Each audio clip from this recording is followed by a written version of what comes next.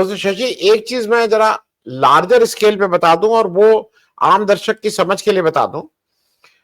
देश में मोटे तौर पे बिहार में मोटे तौर पे कुछ 75, 76, 77 हजार पोलिंग बूथ थे। अब वहां पे करीब 91,000, 91,000 पोलिंग बूथ हैं। और ये क्लेम करता है इलेक्शन कमीशन कि पहला एक ऐसा राज्य जहां पे किसी भी पोलिंग बूथ में 1200 वोट से ज्यादा नहीं है। मैं पिछले 5 वर्षों से थोड़ा अपडेट ये नहीं हुआ हूं। 5 वर्ष 2019 तक 1,000 वोट पे एक बूथ होता था, लेकिन अब उन्होंने उसको 1200 तक खींच दिया। अब वो 1200 आइडियली माना जाता है कि 1200 के बाद अगर है, मतलब अगर कहीं 1800 वोट हैं तो वो 2 बूथ कर देते हैं या 16। बिहार में उन्होंने कहा है कि 1200 से ज्यादा कहीं वोट नहीं है। ये मोटे तौर पे मैं लार्जर एक चीज आपसे समझने के लिए पूछ रहा हूं। वहां पे जो बूथ लेवल पे जो इलेक्शन कमीशन का रिप्रेजेंटेटिव होता है, जिसको इलेक्शन कमीशन के माध्यम से नियुक्त किया जाता है, उसका नाम बीएलओ होता है। बीएलओ के लिए यह आवश्यक है कि वो किसी ना किसी रूप में सरकार से उसका संबंध रहे।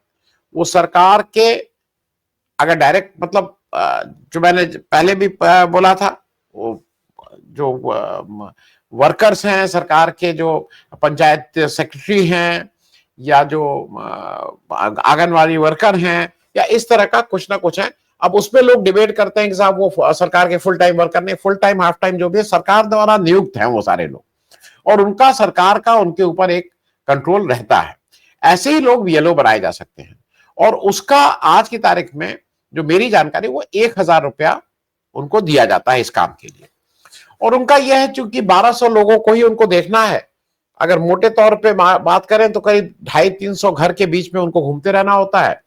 कौन मरा, कौन जिया, कौन गया, कौन आया, ये उनके माध्यम से वो डोर टू डोर करते रहते हैं। मैं गांव में तो ये बिल्कुल ऐसे ही होता है। इसके अलावा आपकी साइड से हो सकता है।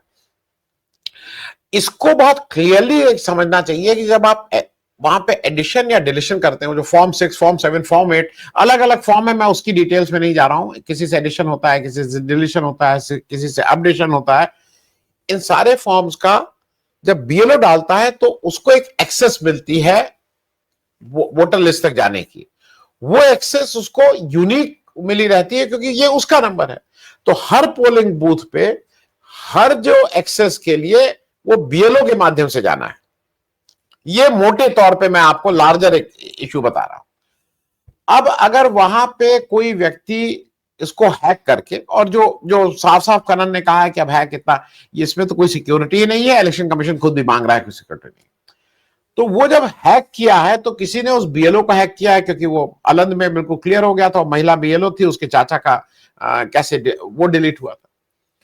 तो ये जब हैक हुआ और किसी ने उस बीएलओ को के आईडी को हैक किया है, तो ये केवल इलेक्शन कमीशन ही बता सकता है। वहां तक पहुंचना होगा क्योंकि वो एक्सेस वहीं से मिल रही है। अब अगर वो इसको नहीं बता रहा है तो आम हमारी आपकी भाषा में वो उस आदमी को, जो भी जिसने भी ये काम किया है, जो भी ये क्रिमिनल ऑफेंडर है, उसको बचाने का काम कर रहा है, उसको कवर अप कर रहा है। तो प्राइमा फेसी मेरे हिसाब से अगर हम और आप समझें, वो भी उस क्राइम में उतने ही का भागीदार है, क्योंकि अगर वो बता भी नहीं रहा तो क्रिमिनल काम कर रहा है। मैं इस लार्जर दृष्टि में आपकी एक इस पे एक आपकी टिप्पणी, और दूसरी टिप्पणी जो बीजेपी ने अब प्रशांत किशोर और इस तरह के लोगों को उतार दिया है, ये कहने के लिए कि बिहार में ये सब वोट चोरी वोरी कोई इशू ही नहीं है, ये डेमोक्रेसी देश की इतनी मजबूत है, ये सब लोग जो who are telling of this are fools, ये उनको फूल बोल रहे हैं प्रशांत किशोर जी। तो ये इस स्थिति में आपकी दोनों चीजों में टिप्पणी, जैसे उन्होंने कहा था, एक प्रशांत किशोर को इस मैटर को बिल्कुल हवा में उड़ा देने की, और इलेक्शन कमीशन की स्वयं स्वीकार करना कि उसमें टेम्पर हो सकता है। जी नमस्कार। देखिए, पहली बात तो ये है कि चुनाव आयोग की जो अपनी विश्वसनीयता है, उस पर तो लगातार सवाल उठ रहे हैं। और जब विश्वसनीयता पर सवाल उठता है तो किसी भी प्रकार के उनके जो प्रयास होते हैं, जब उसमें पारदर्शिता नहीं आएगी तो वो विश्वसनीयता और कम होगी। यही स्थिति है भारतीय चुनाव आयोग का। तो इसका अर्थ यह है कि चुनाव आयोग अगर इस प्रकार की कोई कोशिश नहीं कर रहा है तो वो कुछ छुपाने की कोशिश कर रहा है, और अगर छुपाने की कोशिश कर रहा है तो क्यों कर रहा है, ये सवाल भी बहुत मायने रखता है। और ये तो हैकिंग होना, डिलीट कर दिया जाना और उसके बाद उसको बताना नहीं, तो आखिरकार चुनाव आयोग ऐसा क्यों कर रहा है? चुनाव आयोग जो है वो जनता का ट्रस्टी है। भाई संविधान ने उसे जनता का ट्रस्टी बनाया और ये कहा कि आप चुनाव का संचालन करेंगे, चाहे इलेक्टोरल रोल से लेकर के एक फ्री एंड फेयर चुनाव करवाने की उनकी जिम्मेदारी है। तो संविधान ने जो उसको जिम्मेदारी दी है, उस जिम्मेदारी का निर्वहन वो कैसे करेंगे? उसके लिए आवश्यक है कि निष्पक्षता उनकी और फिर उनके कार्य प्रणाली में पूरी तरह से पारदर्शिता। ये दोनों बहुत इंपॉर्टेंट पार्ट हैं और दोनों पे सवाल हैं। पारदर्शिता के वो स्वयं पक्ष में नहीं है और निष्पक्षता उनकी पहले से ही संदेह के घेरे में।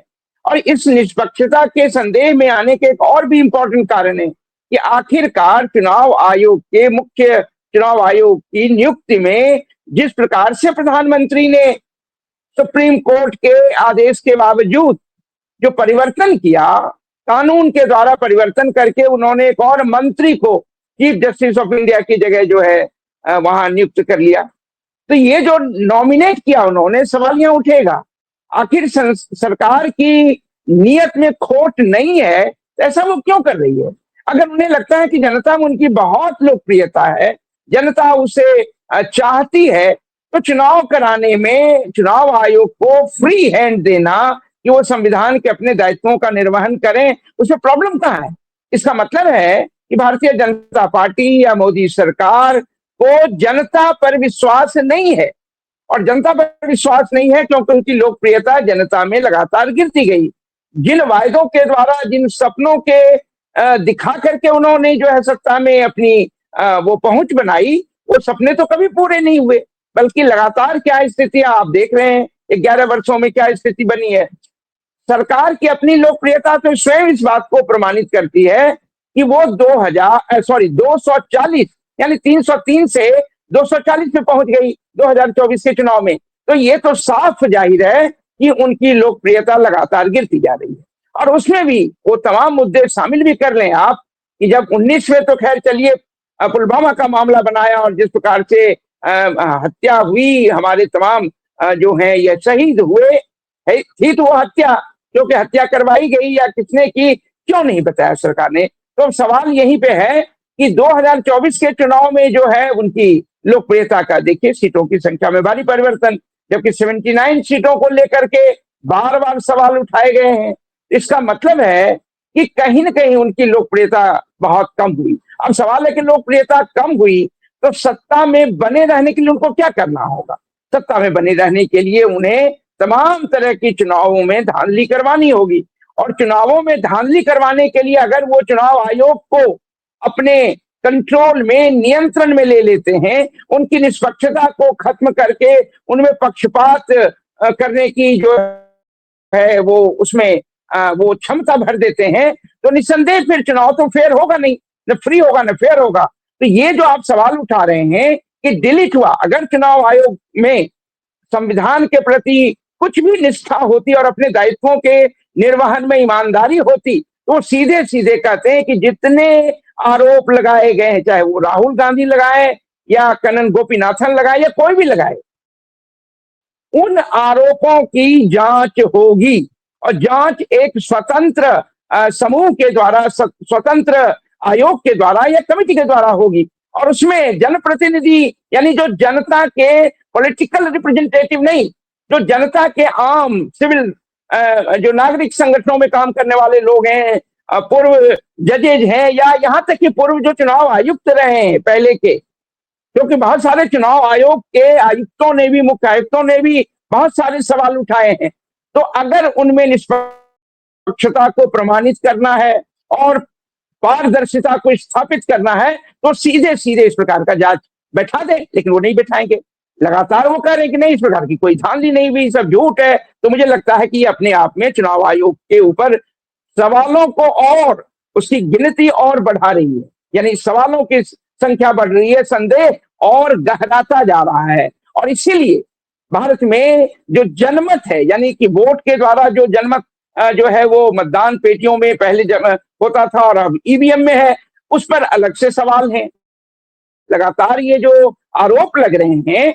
दूसरी बात एक और देखिए कि भाई तमाम चीजों को वो सीसीटीवी फुटेज वो देने के लिए तैयार नहीं है, वो जो इलेक्ट्रॉनिक डेटा है वो देने के लिए तैयार नहीं है। तो आखिरकार जनता, यहां तक कि आपने देखा होगा कि 17C चुनावों में 2024 के भी लोकसभा चुनाव में 17C जो है वो सबको नहीं दिया उन्होंने। तो सवाल ये उठता है आखिरकार चुनाव आयोग ऐसा क्यों कर रही है? तो साफ है कि जो सरकारी पार्टी है, जो सत्ता में बैठे हुए लोग हैं, उनके इशारे पर पपेट के रूप में एक कठपुतली की तरह वो काम करे और उनके हितों को साधने के लिए, उनके राजनीतिक हितों को साधने के लिए वो काम करे। तो इसलिए तो सवाल हो गया चुनाव आयोग की कार्यप्रणाली पर।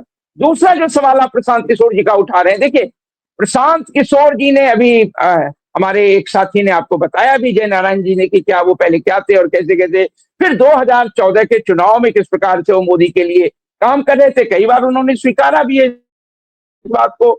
इसका अर्थ, और कई पार्टियों का वो काम करने के लिए कभी टीएमसी, एनसीपी के पास भी गए, कांग्रेस के पास भी, सब जगह नीतीश कुमार के लिए भी वो काम कर रहे थे। तो एक ऐसा व्यक्ति जो शुद्ध रूप से अपने हितों के लिए प्रोफेशनल काम को करता है, उसमें पैसे कमाता है, तो उसके उसके जो इंटरेस्ट है वो तो बिल्कुल अलग है। अब उनकी राजनीतिक महत्वाकांक्षा जग गई। सवाल है कि राजनीतिक महत्वाकांक्षा जग गई, जो पैसा जन स्वराज के नाम पे करोड़ों रुपए वो खर्च कर रहे हैं और सारे पेड वर्कर्स हैं बिहार में। ऐसी स्थिति में ऐसा वो क्यों कर रहे हैं? पैसा कहां से आ रहा है? पैसा देने वाला कौन है और उसका क्या आर्थिक हित है? तो सवाल है कि इन तमाम सवालों को अगर आप इकट्ठा करके देखेंगे तो प्रशांत किशोर की राजनीति समझ में आ जाएगी। एक और बात आप जानते हैं कि 2 अक्टूबर को जब उन्होंने, पिछली बार की बात हो रही है, उन्होंने पार्टी की घोषणा की, उसी दिन कहा कि हम शराबबंदी को खत्म करेंगे, अगर हमारी पार्टी सत्ता में आई तो हम नशाबंदी जो है बिहार में उसको उठा लेंगे, यानी कि समाप्त कर देंगे। सवाल है कि इसका मतलब है कि नशाबंदी को उठाने की बात करने वाले व्यक्ति को निसंदेह जो है, जो शराब के बहुत बड़े व्यापारी है या जो वो करने वाले जिनका हित है, वो पैसा दे रहे हैं। क्यों आखिरकार उन्होंने, और देखिए कौन सा दिन चुना, गांधी जयंती का दिन चुना था। गांधी जी निरंतर जो है वो नशाबंदी के खिलाफ, नशाबंदी के पक्ष में थे। वो चाहते थे कि इस प्रकार के नशे पर सभी जगहों पर प्रतिबंध लगे। गुजरात में तो प्रतिबंध है नहीं।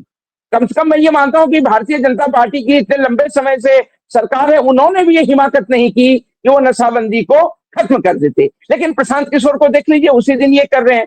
और दूसरी बात जो मैंने बार बार इस बात को उठाया है कि आखिरकार जो वो कई बार जो बातें वो करते हैं, उन बातों में वो जनता के वो मुद्दे शामिल ही नहीं होते हैं कि जनता के मतदान के अधिकार को छीनने की जो अभी कोशिश एसआईआर के द्वारा हुआ, उस पर तो वो उन्होंने कुछ नहीं कहा है, बल्कि बिल्कुल उनके लिए ये महत्व का विषय है ही नहीं। तो आप सोच सकते हैं कि महत्व का विषय क्यों नहीं है उनके लिए। इसका मतलब है कि एसआईआर के द्वारा अगर लोगों के मतदान के अधिकार को चुराया जा रहा है, जिस प्रकार से वोट बंदी की जा रही है, तो उन्हें लगता है कि इसका फायदा तो सरकार को मिलेगा ही, तो वो सरकार के लिए काम कर रहे हैं। तो ये तो बात साफ प्रमाणित है, वो बिहार की जनता में एक भ्रम पैदा कर रहे हैं। वो भ्रम पैदा करके निस्संदेह भारतीय जनता पार्टी और मोदी यानी कि एनडीए उसको फायदा देना चाहते हैं। एक और बात मैं यहाँ प्रमाणित कर दूं, एक और एजेंट के रूप में वो काम कर रहे हैं। वो कहीं न कहीं जेडीयू के खिलाफ हैं। उनकी कोशिश ये है कि जेडीयू को एनडीए में उनकी सीटों की संख्या कम हो जाए। उनकी सीटों की संख्या कम होगी तो निस्संदेह जो है एनडीए में भारतीय जनता पार्टी की संख्या बढ़ सकती है। और फिर दूसरी ओर जो वो चुनाव की राजनीति करने पर उतारू हैं, उनके कैंडिडेट मैदान में आएंगे, उसमें कुछ लोग अगर जीत गए पैसे के बल पे और तमाम तरह की चीजों के बल पे, फिर वो भारतीय जनता पार्टी के साथ जो है वो सरकार के अगर बहुमत की स्थिति बनती है तो उसमें हिस्सेदारी कर सकते हैं। तो साफ साफ जाहिर है कि प्रशांत किशोर का हित अपना स्वार्थ है, उनकी जो छवि रही। और एक और बात याद कर लीजिए, कभी वो जेडीयू के वाइस प्रेसिडेंट बन गए थे, उन्हें लगता था कि नीतीश कुमार उन्हें अपना उत्तराधिकारी घोषित कर देगा और उसके बाद वो बिहार के मुख्यमंत्री बन जाएंगे जेडीयू और तमाम एनडीए के द्वारा। लेकिन ऐसा जब नहीं हुआ तो फिर वहां से भी निकले। तो इस व्यक्ति के चरित्र के विषय में उनकी अपनी जो राजनीतिक महत्वाकांक्षा है उसके विषय में, और भारतीय जनता पार्टी से 2014 के ही 60 गांठ और तमाम चीजों को याद कीजिए, तो इससे समझ सकते हैं कि इस व्यक्ति का व्यक्तित्व क्या है। तो अब सवाल है कि प्रशांत किशोर जैसे लोगों पर क्या चर्चा की जाए, जो जो एक तो जन और स्वराज, और क्या चर्चा करके कहा जाए। मुझे लगता है कि मीडिया के, गोदी मीडिया के द्वारा जिस प्रकार से उनको प्रमुखता दी जाती है, उस प्रमुखता को देने में भी पीछे, उसके पीछे भी यही कारण है कि भारतीय जनता पार्टी उसको चाहती है कि ऐसा प्रोजेक्ट करके रखें, एक तरफ वो जेडीयू का भी नुकसान कर दे, एक तरफ जो है महागठबंधन का नुकसान करे और भारतीय जनता पार्टी को फायदा हो, और दूसरी तरफ जो है अगर इनको कुछ सीटों की प्राप्ति हुई तो निसंदेह जो है सरकार को बनाने में जो वो भारतीय जनता पार्टी के एक प्रकार से जो है वो अलायंस पार्टनर बन जाए। तो मुझे लगता है इस रोशनी में प्रशांत किशोर के राजनीतिक चरित्र को समझने की आवश्यकता है। जी धन्यवाद।